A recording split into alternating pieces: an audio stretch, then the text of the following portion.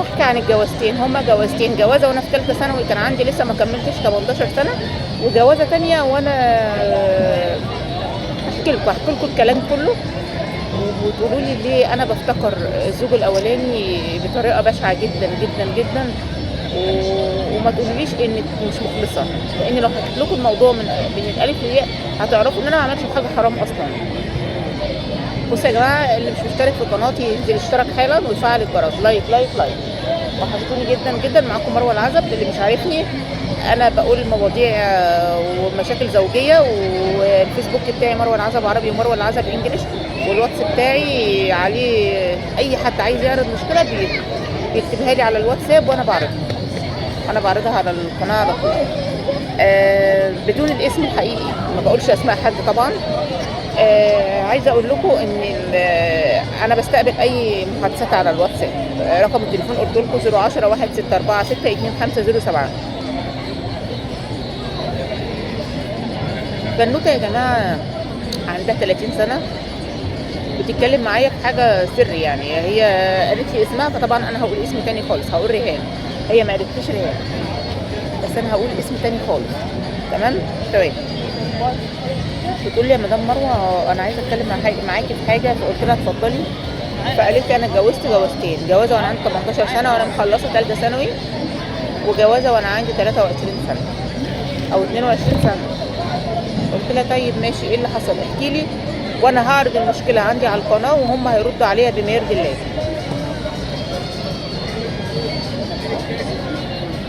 بتقول لي يا مدام مروه انا اتجوزت جوازتين تقليدي جدا، يعني ما فيش فيهم حد مثلا انا عرفته او كلمته او الكلام ده، لا تقليدي جدا. فقلت لها طيب وايه اللي حصل؟ بتقول لي مدام مروه انا مشكلتي ان انا بفتكر الجوز الاولاني، انا ما كنتش متجوزاه على حب ولا حاجه، الاثنين بما يرضي الله بابايا اللي جايبهم. فالاولاني لما اتجوزته كنت ست مخلصه جدا له جدا جدا جدا. حاجات ستات السير وشكرا يا حبيبه قلبي، الف شكر.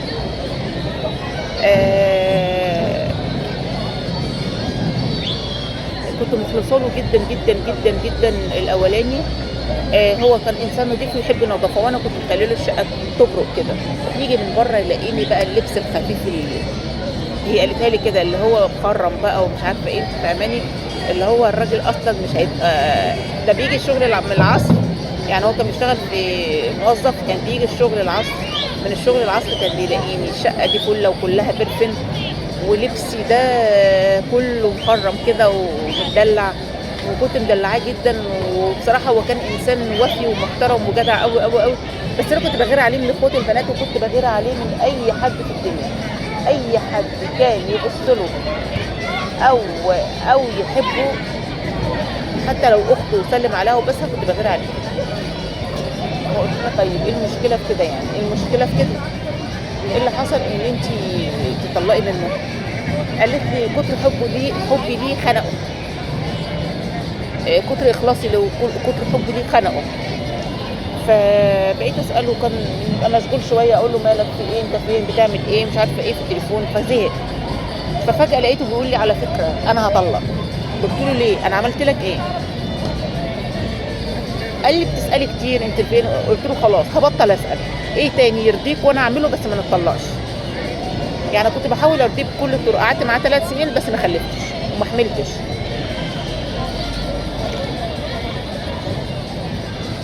اللي معايا حاليا ابو عيالي، خلفت من التاني. قلت لها طيب وبعدين ايه اللي حصل؟ قالت لي والله مره على مره بقيت اكلمه اقول له اتاخرت ليه، طب انت كنت فين، تليفونك كان مشغول. قال لي برضه رجعت تاني قلنا وقالوا وقلت لك ما تساليش انا كنت فين وبعمل ايه لانك خنقتيني. حصلت الموضوع ده كذا مره، بعدين بقول له انت بتكلمني كده ليه؟ قال لي عاجبك ولا مش عاجبك؟ قلت له لا، مش عاجبني. قال لي طب يلا يلا غوري بقى روح عند اهلك. كنت لسه عيل صغير، يعني ما كملت 21 سنه. فقلت له غار عند اهلي. رحت قلت بابايا طبعا راجل تقيل، راجل صاحب مصانع وراجل تقيل. فجابه قال له يا عم لو انت مش عايزها، واخوات الصبيان كان ليا 3 شباب برضه، انا بنت وحيده، فزعلوا عشاني. فقالوا له انت لو مش عايز اختنا عادي احنا، وكانوا هيقوموا يضربوه. وانا قلت له مش طايق لي ولا كلمه، وانا كبرت الموضوع، مش طايق لي ولا كلمه، اعمل ايه؟ اعيش معاه ازاي وهو مش طايق لي ولا كلمه؟ قال لها رد قدام ابوها واخواتها الصبيان، قال لها مش طايق. انا حاسس ان انت اختي، انا ما كنتش حاسس بزوجه، حاسس ان انت واقفه لي على الواحده، حاسس ان انت اختي. فبابا قال له طب وماله، نطلق النهارده؟ قال له ماشي نطلق. كلمه على كلمه، اخوات الصبيان كانوا هيقوموا يضربوه، كلمه على كلمه، كلمه على كلمه، المهم الموضوع انتهى وقام طلق. قعدت السنه وبابا برضو جاب لي عريس تاني، طلع احسن منه ومحترم جدا وجدع وكل حاجه، وحظي بسم الله ما شاء الله جميل في الرجاله. فما شاء الله من اول شهر حملت في توأم ولد وبنت. هو دلوقتي اصلا هو ابو عيالي اللي معايا. ابو عيالي ده راجل صاحب برضو محلات، وراجل ما شاء الله كويس وساعدني جدا، ومش واخدني على قد عقلي، لانه اكبر مني بشويه، واخدني على قد عقلي. عقلي صغير، فهو واخدني على قد عقلي. فهو كمان مراضيني جدا، ولو زعقت شويه ولا اتخانقنا مع بعض بيسيبني ويمشي، بيقول لي بصي خليكي دلوقتي براحتك خالص لغايه ما تهدي هرجع لك، لغايه ما تهدي هرجع لك. يعني بص قمه من الادب وبالاحترام. فانا مش عارفه، انا بفكر دلوقتي في الاولاني بطريقه جامده جدا، لدرجه ان انا بعت له طلب صداقه وقابل الصداقه. ما بقولش لجوزي الكلام ده، بس انا جايه اقول لك يا مدام مروه بحيث ان انت تعرضي مشكلتي، ولما تعرضي مشكلتي الناس في الكومنتات تقول لي اعمل ايه. قلت لها طيب ماشي، ما انا هعرف الناس واقول لهم تعملي ايه. ماشي حاضر.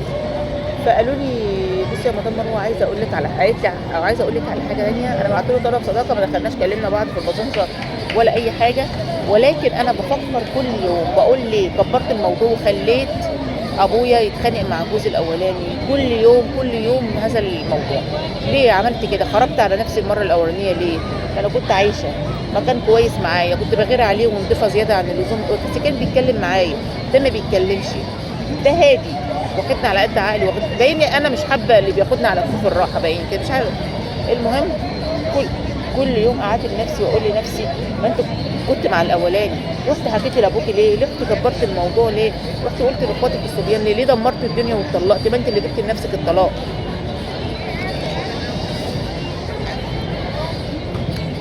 اصحى الصبح على هذا الكلام، انام قبل ما انام افكر ليه عملت كده؟ ليه كبرت الموضوع وقلت لاخواتي؟ ليه عملت كده؟ ليه قلت لابويا؟ ليه قلت لاخواتي الصبيان؟ ليه ضيعت الدنيا كده؟ ليه استعجلت وخليتهم يطلقوا؟ كان زماني مستمريه معاهم خلفها منهم. ليه عملت كده؟ ليه عملت كده؟ كل يوم على كده، لدرجه ان انا ما كنتش عاطيه ريق لجوزي الاولاني، الجوز التاني ده خالص. فدايما حاسه ان انا غلطانه.